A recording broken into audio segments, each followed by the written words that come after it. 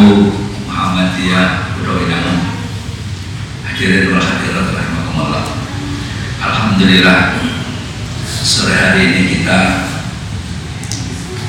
mendapatkan nikmat dari Allah berupa kesehatan, dan kita tasarrufkan kesehatan itu untuk mencari peluang barokah Ramadan, sehingga sore hari ini kita udah puasa yang ke berapa ya? Tidak ada yang kedua ya. Yang ketiga berarti baru 2 hari ya. Akan 3 harian belum rampung. Yang kedua baru sehari, kan baru sehari Selasa, Rabu belum rampung. Ya sepenting puasa gitu lah ya. Sepenting puasa, dan puasanya memenuhi kualitas berpuasa.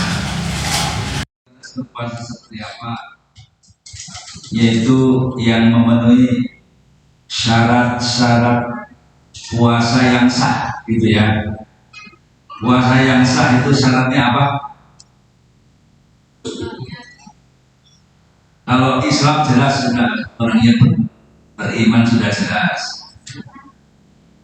Terus ada niat ya. Pada niat apa belum?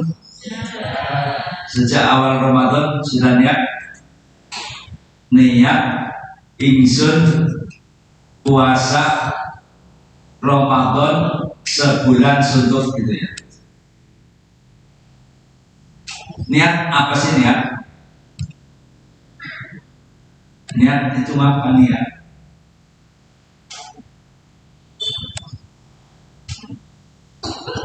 Niat itu mensengaja, ya, mensengaja untuk melakukan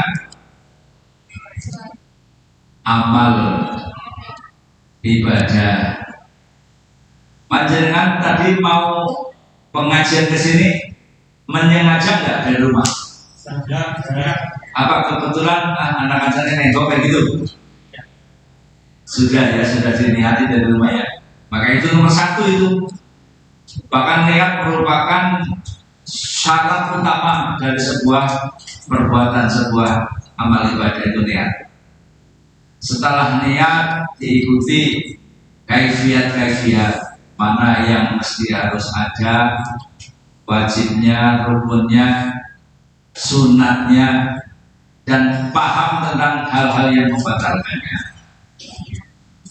Yang membatalkan secara langsung puasa adalah makan, minum sebelum maghrib, setelah subuh. Nah itu. Kalau imsak itu di versi kita itu adalah masih ada waktu berapa menit? 10 menit. 10 menit.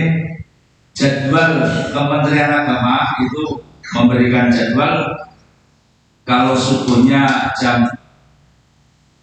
4.30 menit, itu imsaknya jam 4.20 menit. Tapi kalau kita orang berpuasa itu memanfaatkan imsaknya jangan 10 menit, 9 menit. Sing 10 menit go beres-beres, gitu ya. Kalau panjenengan memanfaatkan 10 menit, makan, minum, nyam, Allahu Akbar, belum apa dilepeh?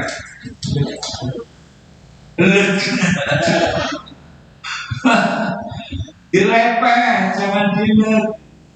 Itu ya, jangan batal, melampaui batas, gitu ya. Itu batas awal, batas akhir.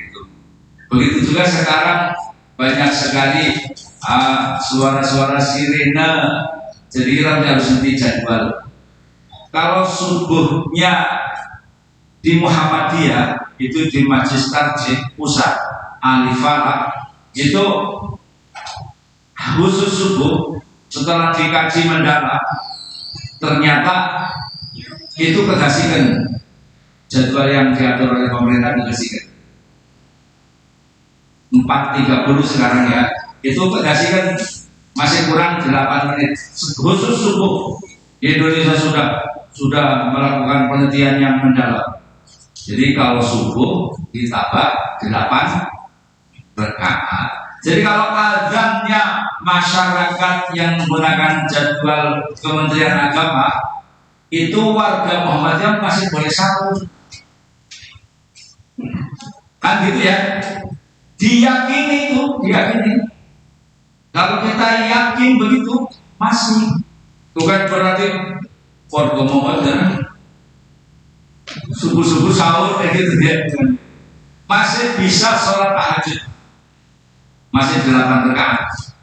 Kalau untuk sahur itu digunakan manfaatkan makan sahur itu 9 rakaat, 9 menit. Tapi kalau untuk sholat tahajud itu boleh sampai limit karena tidak mengganggu sah dan tidak sahnya. Begitu ya. Bapak Ibu hormati, sore hari ini Mas Adi ya, minta tema apa Mas? Sekeluarga sesurga. Surga di siapa gue? Kita ketahui ya bahwa di dalam syariat Islam orang untuk memasuk surga itu syaratnya beriman, beramal soleh. Iman dan amal soleh saja itu masih dievaluasi. Orang beriman di Indonesia ditandai dengan tanda penduduk apa? KTP ya. Agamanya apa? Islam. Akan menikah sebab syahadat. Asyhadu an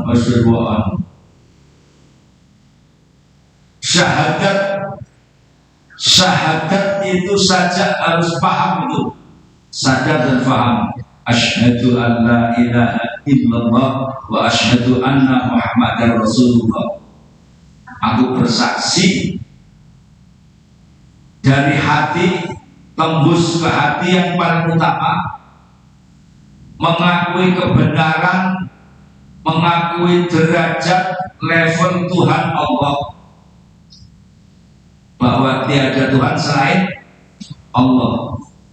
Itu kalau sudah meniadakan Tuhan selain Allah, menafikan, maka selain Allah adalah makhluk, bukan al-khaliq. Tuhan sebab al-khaliq itu maha pencipta.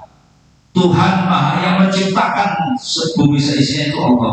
Itu sudah mantap di sini. Kalau sudah mantap itu panjenengan nggak terpengaruh pergi ke pantai, ke samudra, ke pantai di sana. Siapa Tuhannya pantai, Tuhannya laut siapa?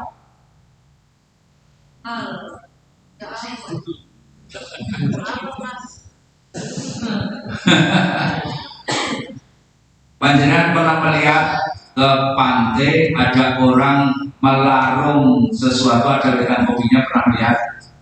Pernah. Kira-kira mereka yang belum pernah ya nggak apa-apa. Mereka itu melarung kira-kira melakukan apa? Ritual. Ritual itu apa? Ibadah, menghambakan diri kepada Ratu Laut Selatan. Siapa Ratu Selatan? Apa? Jangan ngandel apa orang? Nah kalau ngandel syahadat ini tadi diragukan. Asyhadu alla ilaha illallah, tidak ada administrasi, tidak ada Tuhan selain Allah. Ya Tuhan Laut Selatan Allah, masa Nyai Kidul. Nah ini harus ada itu. Panjenengan pernah melihat bulan ruah masyarakat berbondong-bondong ziarah kubur? Lihat ya, siapa saja yang diziarahi. Kalau di Petangan ada makam Sidak Karsa.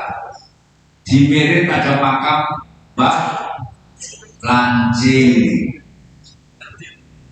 Ngerti lah. Di Jerdinangun, di Selis makam Kiai Geseng. Banyak sekali itu. Apa ngerti siapa Kiai Geseng, siapa Mbah Lancing, siapa Sidak Karsa, siapa? Ngerti. Lebih utama ziarah ke makam almarhumah orang tuanya. Apa boleh? Iya boleh, memang ajaran syariat Islam sebelum diturunkan itu masih sebelum Islam awal-awal itu dilarang oleh Nabi, jangan ziarah kubur. Sebab orang berziarah kubur rata-rata sebelum imannya kuat itu akan menyembah kuburan, minta kepada orang yang mati. Kayak gitu. Terus setelah imannya kuat dibina, Nabi malah menyuruh berziarah kuburlah kamu, karena ziarah kubur akan mengingatkan kamu tudzakirul akhirah, ingat mati.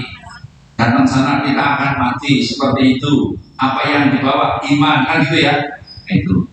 Nah ini saya mengantarkan demikian, maksudnya seseorang akan masuk surga syaratnya iman, kan ya. 2, amal soleh. Misalkan ada seorang ayah, ibu, anak-anak, keluarganya keluarga Pancasila. Nanti keluarga Pancasila, agamanya anak yang Islam, anak yang Kristen, Hindu, Buddha, dan seterusnya. Kalau dievaluasi dengan baiti janati, rumah adalah surga, begitu ya, maka yang masuk surga itu siapa? Yang beragama Islam, yang tauhid la ilaha illallah, Tuhannya Allah, pencipta Allah, penguasa laut selatan siapa? Allah. Sehingga nggak perlu melarung-larung begitu. Itu syirik, perbuatan syirik begitu. Itu ma'adat, begitu kan jawabannya. Adat itu apa-apa. Kalau kepada keyakinan itu bukan apa-apa, bahaya sekali. Datang ke nyai siapa, ke makam ya siapa, kalau mau punya hajat datang membawa sesaji, itu kan menghambakan diri. Padahal kita dengan jin, dengan apa, itu sama-sama makhluk, dan mereka hidup di alamnya sendiri, dan kita hidup di Allah Subhanahu wa Ta'ala. Gitu ya. Sehingga syarat utama kita sekalian masuk surga adalah beriman, beramal soleh. Beramal soleh, beriman harus tauhid, beramal soleh harus ikhlas, kan gitu ya. Kalau ria nggak masuk, dia itu hanya capek, nggak masuk dalam rapotnya, begitu ya. Al-Quran yang menyebutkan, Al-Quran a'udzubillahi minasyaitonirrajim, bismillahirrahmanirrahim. Ya ayyuhalladzina amanu qu anfusakum wa ahlikum nar. Wahai orang-orang yang beriman, jagalah dirimu dan keluargamu dari api neraka. Sehingga surga itu apa? Surga sih, panjenengan nanti nggak surga. Surga menjadi harapan orang yang beriman mati masuk surga. Surga apa sih? Rasa bahagia, gitu ya. Surga itu syaratnya orang beriman, beramal soleh, imannya tauhid, amalnya ikhlas. Nah, sekarang filosofi surga itu apa? Ada orang mengatakan demikian, aku boleh menang dunia dan perkasa terus.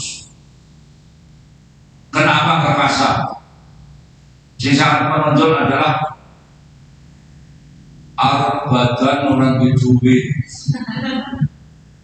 Al-Hamidu orang duit, datanglah orang yang membawa duit. Ada pilihan, amin, bobo, ganjar.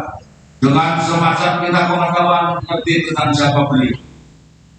Ketika sedang merasa menderita, gak punya duit, datang membawa kresek, jurore amplop, kasih samplop isinya 50.000.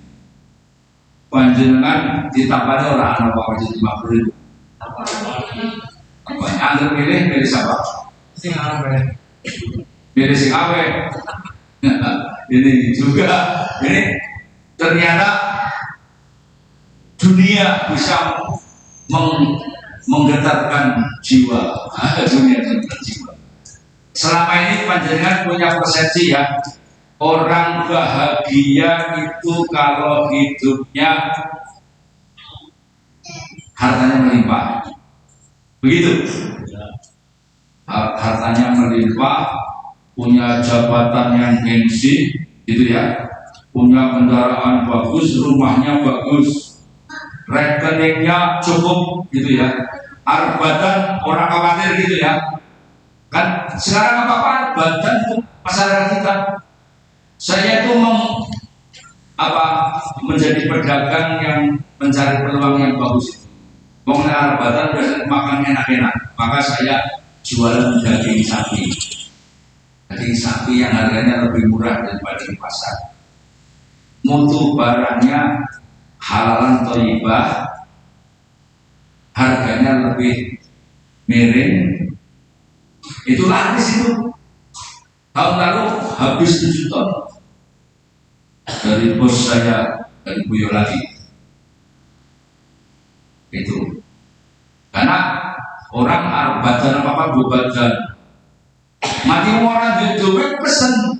Jadi pesennya sekarang juga teh Hamin 2 atau Hamin 3.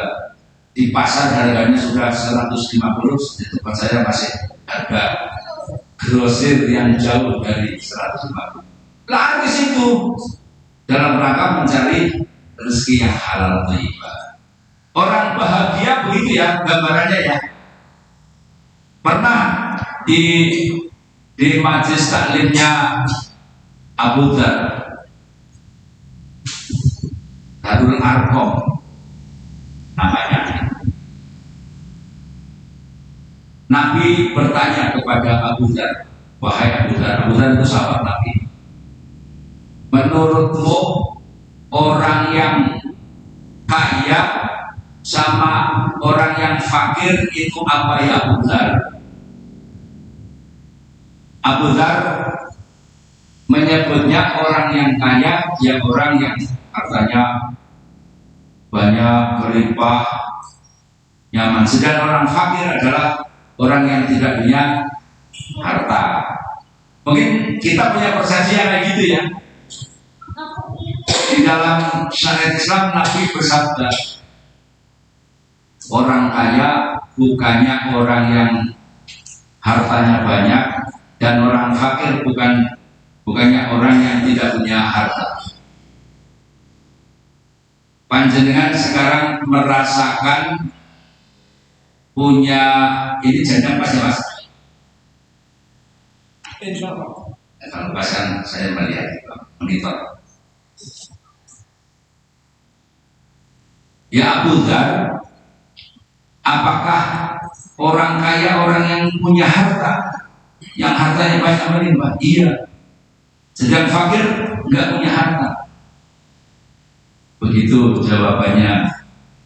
Nah, panjenengan juga punya persepsi kayak gitu mungkin ya. Pak iya Pak, mungkin Pak kalau dicek rekeningnya bukan mengatakan maaf satu Anda tidak cukup. Telepon orang kalau pada tidak jadi mau ini kayak berbeda ya diblokir. Tapi ketika ngambil 500.000 pecet keluar terus saldonya metu, saldo Anda masih 350 juta. Arab badan. Kira-kira dengan Anies apa lah?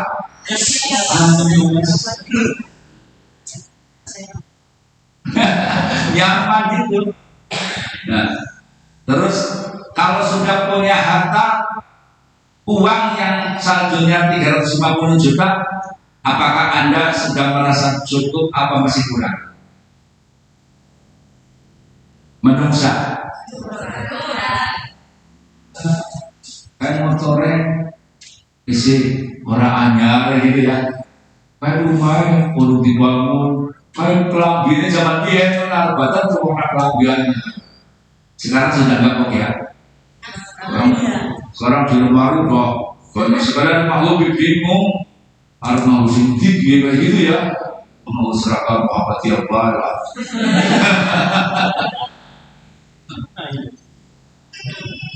Jadi begitu. Orang kaya umumnya dipandang begitu, tapi hatinya tetap merasa kurang, tidak pernah puas. Orang yang kaya gitu dalam syariat Islam namanya orang tidak memiliki jiwa qanaah. Apa itu qanaah? Menerima apa adanya, situasi atau keadaan termasuk ekonomi yang dari Allah Subhanahu wa taala dengan hati yang cukup, hati yang puas. Itu kaya itu. Kalau kita tidak memiliki jiwa kayak gitu, nggak kaya dengan kita itu dari orang fakir. Nah, orang fakir adalah orang yang selalu di dalam hatinya merasa kurang dan tidak pernah cukup, tidak pernah puas. Maka Nabi bersabda, laisal ghina an kasratil aradi walakinnal ghina ghinan nafsi. Nah ini bukan disebut orang yang kaya adalah orang yang hartanya melimpah, kaya harta, walakinnal ghina, tapi kaya adalah ghinan nafsi, kaya akan jiwa, lapang tenang ayem, puas, cukup pemberian dari Allah Subhanahu wa taala. Kemudian apa? Setelah kayak gitu, kemudian kita menyerah dengan nasib. Kan begitu artinya kita tetap produktif, aktif, mencari rezeki Allah di muka bumi, sehingga kita menjadi orang yang kuat. Rekeningnya tidak hanya 350 juta, tapi 650 juta. Amin, gitu ya. Kemudian 650 juta apakah tiba-tiba nongol begitu? Tidak, harus dimasukkan hasil hasil dapat apa badi atau daging lebih benar kan gitu ya. Badi kinggo sawit lebih benar, badi panen apa panen dan seterusnya. Mesti sering menabung saldonya menjadi banyak. Berbeda kalau sering belanja apalagi dengan kartu kredit, digesek, saya tahu ada bulan tagihannya gede kan gitu ya. Nah itu sekarang apa? Nah jiwa yang kayak gitu adalah jiwa fakir bagi kita sekalian. Maka bagaimana cara menghilangkan jiwa fakir? Hadirlah jiwa qanaah. Sampai-sampai ini bukan hadis ini. Fatwa sahabat Ali tentang kekafiran dan kefakiran. Kata fakru ayakuna kufron. Kondisi mental yang fakir itu sangat rawan berpotensi menjadi kafir. Kata fakru ayakuna kufron. Hati-hati itu. Jadi harus ya. Kalau kita kepengen sekeluarga sesurga itu harus ada gerakan menjadi mental kaya. Harus ada itu. Karena orang yang memiliki mental kaya itu memahami hadis tentang yadul uliya khairun min yadis sufla. Tangan di atas lebih baik daripada tangan di bawah. Bagaimana pengamalannya? Kan gitu ya. Itu yang akan menghantarkan kita ke surga bersama-sama di dalam satu surga. itu jadi kalau saya latihannya kayak gitu, istriku, sayangku, istri bapak, istriku saja, dengan sangat cermat, cerdas gitu. Istriku, istriku, lebih dari satu itu. Istriku yang aku sayangi, ini ATM isinya kurang lebih 100 juta. Ini BRI, ini BPD kurang lebih 200 juta. Cicilan. Jangan masuk teman sini. Ini BNI kurang lebih 300 juta. Aku serahkan kepadamu. Jangan seudon. Itu asli. Jangan ditanya. Putusan apa panjenengan menyimpan rekeningnya bapak semuanya diserahkan? Tidak. Saya hanya pesan ini, tolong dompet diopeni. Jangan sampai diisi dengan isi yang sangat kecil. Nanti kalau sangat kecil, ketika saya mesti harus nyumbang, harus anak-anak yatim, harus duafa, harus bang wajib, saya nggak kendel. Menit saya ini 500. Ada proposal untuk takjilan Ramadan nyumbang 100, proposal untuk bangun masjid 100, untuk orang tua 100, dari 200 ada semua lagi yang nyumbang. Jangan tipis. Apa kau suka kalau suamimu mentalnya lemah begitu istriku? Oh ya, tak suka, maka diperhatikan gitu. Jadi ketika pulang sedikit dompetnya sudah tipis. Insya Allah saya bukan foya-foya dan tidak main-main gitu pengentasan. Dan saya juga pesan pada istriku, kalau kau mau beramal, gak usah tembung-tembung. Saya sangat percaya kepadamu. Silakan buatnya dunia yatim, untuk bangun masjid, untuk membantu anak asuh cerdas tapi enggak yang muda dan seterusnya. Baik gitu. Laporan saja kepada saya. Kalau mesti izin kan repot. Mas, ini saya mau nyumbang ini, tahu-tahu mati. Sinyalnya nggak ada, orang sudah nyumbang, diizinin gitu ya. Kalau sudah dikasih izin yang benar, juga enak. Nah itu. Jadi di dalam keluarga adalah madrasah, tempat mendidik anggota keluarga.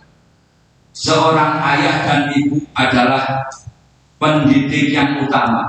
Mendidik yang paling utama, yang paling efektif adalah suri teladan.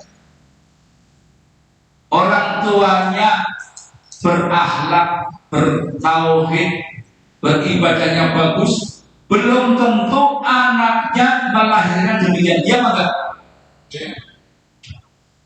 Yuk, bersolat asar apa belum? Ini sudah jam 6 kurang sedikit. Belum langsung duduk. Bagus nonton HP lagi. Ada yang kayak gitu enggak? Banyak.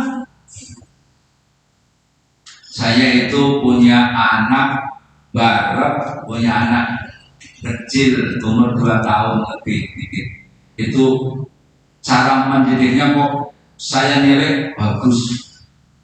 Jadi anak kecil 2 tahun sekarang sudah pada main HP apa enggak?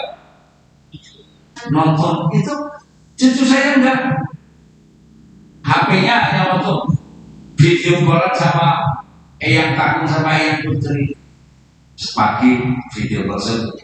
Kalau menggunakan itu berarti jangan itu adalah HP untuk ayah, untuk ibu. Enggak, ya, main yang lain-lain. Ada huruf hijaiyah, alifat dan seterusnya. Diajarkan gitu. Ini madrasah. Kalau bapak ibunya sadar sebagai guru dan menjadi teladan bagi anaknya, itu mesti kayak gitu. Ada manajemen pendidikan dalam rumah tangga. Nah itu sangat penting, itu akan melahirkan generasi-generasi muda yang bagus, nanti akan menjadi kader kita. Jadi apalagi zaman sekarang menghadapi tantangan media sosial yang banyak sekali, elektronik yang menyenangkan bagi hawa nafsu, maka kayak gitu. Itulah termasuk dalam persoalan bersedekah, bersodakoh. Bersodakoh itu manusia punya jiwa pikir aslinya, ya enggak? Manusia punya jiwa pikir, jiwa berapapun akan over, akan menjadi bakhil. Padahal al-bakhilu apa? Al-bakhilu lawan al-bakhil as-sakhir. Al-bakhilu ba'idun minallah wa ba'idun minan nar. Apa? Bapak itu minan nas, bapak itu minal jannah. Bakhil itu apa? Jauh dari Allah, jauh dari surga dan jauh dari manusia. Suami istri kalau sama-sama bakhil, bahaya ini. Duitnya disimpan dewek-dewek. Anak senang sur, nanggur peci, anak senang sur kaos kaki, anak senang apa baik. Kan gitu ya. Tapi kalau suami istri itu sama-sama menjadi sahih, orang yang pemurah, maka terbuka ternyata angel itu melakukan, butuh perjuangan jiwa, perjuangan hati yang disebut dengan bahasa ilmu tasawufnya adalah ruhul jihad. Apa? Ruhul jihad itu apa? Perjuangan hati, harus sungguh-sungguh, harus punya referensi, punya kurikulum di dalam rumah tangga. Itu nanti akan melahirkan anak-anak yang berkualitas. Baiti jannati, rumahku adalah surgaku. Begitu. Itulah tema sore ini yang betul bagus sekali, itu akan menghantarkan kita bagaimana menciptakan suasana manajemen rumah tangga menjadi baiti jannati, rumahku adalah surgaku. Itu tidak gampang, tidak seperti balik tangan, tapi butuh ruhul jihad, perjuangan hati yang kompak bersama, terbuka. Ini kenapa bapak begini, kenapa aku begini, istriku, kenapa istriku begini. Komunikasinya intens, bagus, kualitas, sehingga nggak ada sudut di antara kita. Semoga yang demikian kita bisa, panjenengan bisa memahami ya.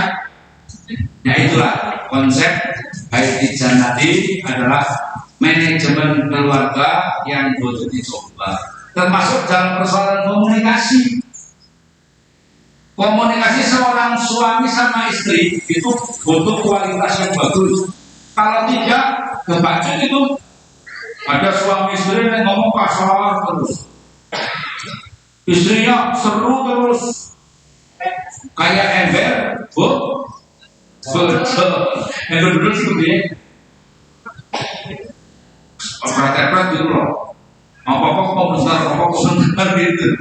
Suaminya seru, berau dan seterusnya. Itu perlu di manage, itu ada diperbaiki kembali.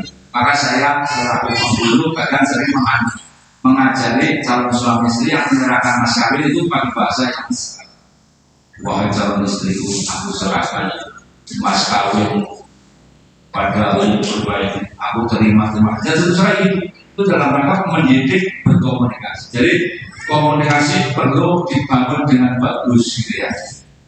Ekonomi perlu dibangun dengan bagus, kuat, menyebabkan kita menjadi kuat beramal. Terus jiwa pikir dihilangkan, dikurangi, menjadi tipis pikirnya. Yang menentukan adalah sahih as-sahih, orang yang mulia dermawan itu qaribun minallah wa qaribun minal jannah wa qaribun minnas, dekat dengan Allah, dekat dengan surga, dan dekat dengan sesama manusia. Demikian, terima kasih. Barangkali ada yang mau ditanyakan, dipersilakan. Terima kasih. Demikian tadi Bapak Ibu bantu semua materi online satu sebelumnya. Monggo masih ada waktu 10 menit lebih sedikit. Barangkali ada yang bertanya, berkonsultasi. Beliau ini satu saya ini di Kabupaten Purwokerto, jadi urusan keluarga ya harusnya beliau ahlinya. Makanya mumpung ada beliau, monggo barangkali ada yang mau bertanya masalah keluarga atau yang lain, monggo itu silakan. Pak Hari, Bu Masini, monggo Bu Masini. Waalaikumsalam warahmatullahi wabarakatuh.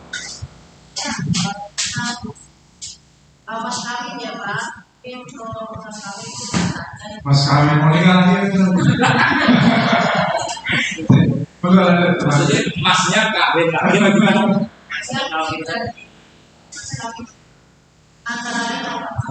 Yang apa? Yang tidak boleh untuk mas kawin. Saya dengar-dengar itu Al-Quran itu boleh. Oh iya, dengar-dengar Al-Quran dan Itu ya Pak. Waalaikumsalam warahmatullahi wabarakatuh. Mungkin mau menikahkan putranya, mungkin. Ya, langsung ya. Yang lain? Yang lain? Yang belum menikah, siapa yang belum menikah? Banyak ya. Tak doakan semoga Allah pertemukan jodohnya yang sedih, yang solehah, yang penyayang, yang unggul, ahli ilmu, ahli amal, ahli taubat, ahli birrul walidain ihsan, ahli silaturahmi. Allahumma amin. Ini tentang kalau yang boleh nggak ditanyakan Bu? Kata-kata uang. Seperangkat alat sholat. Ya, kalau biasa lazim di masyarakat kita itu kalau mas kawin itu sing kepenakan ada waktu sholat, seperangkat alat sholat. Kalau seperangkat alat sholat, musola ini kategori perangkat alat sholat atau bukan? Betulnya musola tiga apa ini? Seberangkat alat sholat musola kan tiga apa pun? Ukur itu ya mau apa? Rukuh gitu ya, rukuh terus jilbab sajadah itu hanya sebagian dari alat sholat. Kalau alat sholat ada musola, gitu ya. Itu kan salah kaprah. Pokoknya sholat ya begitu. Jadi seluruh apapun yang ada di dunia itu boleh untuk mas kawin, mahar, termasuk ada mushaf Al-Quran. Bacaan saja pernah. Saya ketika menikahkan putranya Bu Sri Hadi Sruweng, Hadir Aisyah, kenal ya? Itu dokter oleh dokter. Mas kawinnya bacaan surat Ar-Rahman. Pas itu kalau benar saya jadwal menikahkannya hari itu banyak, sejam kesini sejam kesana. Kalau saya nanti mas kawinnya dibacakan orang cukup waktu, maka saya gini aja, sudah sepakat ya mas kawinnya adalah bacaan surat Ar-Rahman. Nanti dibaca ketika setelah sholat zuhur jamaah. Panjenengan jadi saksi ya. Kalau saya ikut mendengarkan waktunya nggak cukup, sudah diteknik di sana jadi kacau saya jadwal. Setuju. Sudah akhirnya disepakati bacaan surat Ar-Rahman. Saya nggak mendengarkan, saya sudah pergi ke tempat lain. Mushaf Al-Quran boleh. Bahkan cincin besi dari ruji kayak kemudian dilumahkan lo cincin dan ridho. Kan prinsip mas kawin itu bagi laki-laki adalah yang mahal yang banyak itu harga diri laki-laki. Bagi wanita yang murah, yang sederhana, yang meringankan calon suami. Tapi yo mau yo cicit besi, mola, cicit emas 50 gram atau 100 gram ya satu ton, nah bisa. Dan orang bisa sudah jatuh cinta gara-gara mas kawin, apa gagal cintanya? Kan enggak? Ya sudah, monggo mas. Ketika aku menikah dengan istriku itu 1 bulan beasiswa super smart 30.000 waktu itu saya dapatnya. Itu saya belikan untuk mas kawin berupa 1/4 mori, 1/4 meter mori, dan selebihnya emas 0,6 gram. Sekarang masih orang itu lebih mendadak. Terus mushaf Al-Quran yang kecil. Istriku ikhlas, aku berikan segini, aku mampunya baru kayak gini. Iya, ikhlas. Sebenarnya dapat emas besar kayak gitu. Karena saya waktu itu belum niat menikah, belum punya kemampuan.